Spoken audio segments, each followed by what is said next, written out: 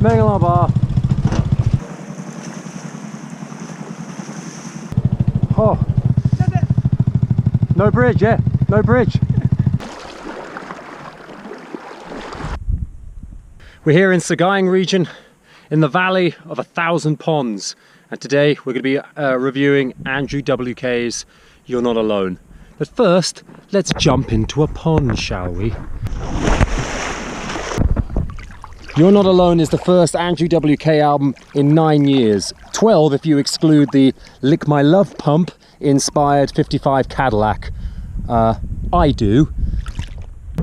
Either way you look at it, 9 years, 12 years, it's been a long time since his last party material. Whoa. The truth of the matter is that I think that what Andrew means by party has evolved somewhat since I Get Wet. I think back in those days it was more of the traditional use, the more hedonistic, get wasted, have a good time, chug your head, bang a beer, that kind of thing. Whereas now I think it's more about embracing life, facing down your fears, and just fostering a spirit of love for the world around you. I know this because Andrew pretty much tells us this throughout the album on these little spoken word interludes, which presumably are inspired by his motivational lectures. Let's talk a little bit about the track listing. The first song, Music is Worth Living For. This song is vintage Andrew WK. Inspirational lyrics and a chorus that hits you like a kick to the nutsack. And it feels good. I Don't Know Anything mixes classic Ramones and Bon Jovi and washes it down with a pint of Red Bull.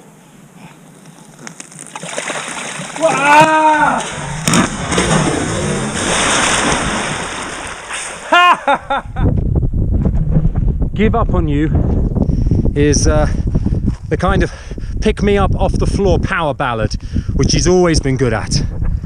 Okay.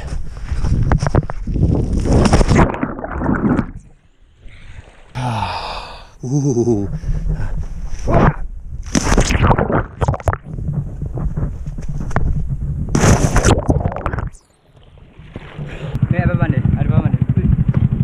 Okay. I had no idea this was a restricted zone. No. Leave it. It's okay.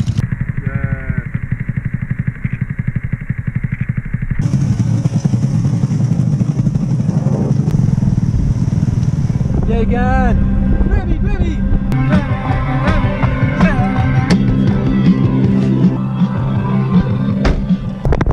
Okay, so we had to evacuate the Valley of 1,000 Ponds. The police escorted us away, so we're here instead of Indaw. We're going to finish the rest of the Andrew WK review here, and in the spirit of Andrew WK, have a bit of a party as well.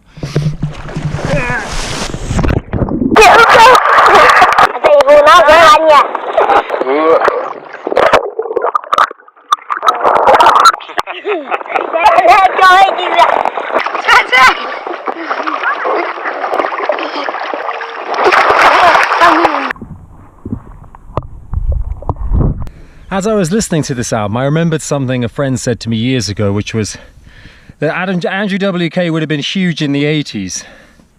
And I think that's true. I mean, listening to this album, I mean, every song sort of reminds you of like Def Leppard, Bon Jovi, who else? Europe, Toto, whoever it was that did Eye of the Tiger. I can't remember who. I've got no internet. I'm in a boat in Indaw Lake. Whoever did Eye of the Tiger, just any sort of big cheesy guitar music from the 80s.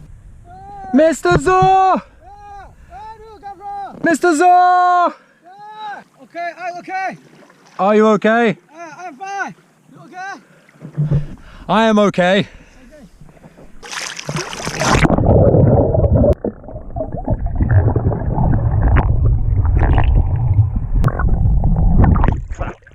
I do think this album is very good. Perhaps not consistently across the board as strong musically as some of his earlier work. Party Mindset, I like the lyrics. And I like the sentiment to this song. It's about how you don't need to have beers or to have like, you know, a traditional party or lots of people around or an event to celebrate life. Although, in my opinion, beers don't hurt, but still, I like the sentiment. But for me, this song is just further proof that Andrew is at his best when he's turned up to 11. As for Break the Curse, it's a little bit, for me at least, a bit of a stodgy trudge. Hey, Mr. Zor, what are you doing? Frickin' loony. Oh. Oh, very good. One area where I definitely think there's been some big improvement is the lyrics. Mr. Zor's lemonade, homemade lemonade. Not even homemade, car-made lemonade. That's pretty good. Yeah. Well done, Mr. Zor. Just lemon and sugar. Yeah, lemon and sugar.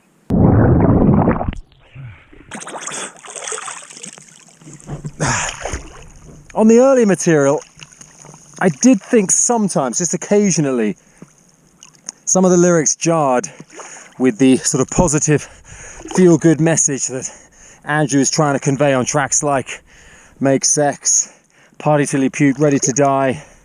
I mean, I don't actually have a problem with any of the lyrics. The lyrics are fine. It's just that I didn't feel like they gelled very well with the message. But on this album, that's not the case.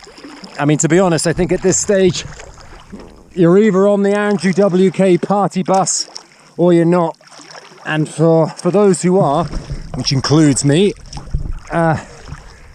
there's a lot here to love. Better lyrics certainly don't hurt either.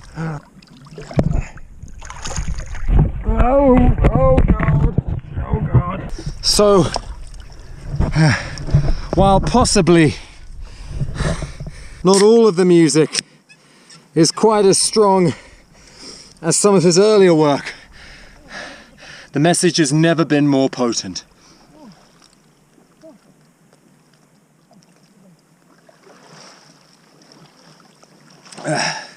Party hard.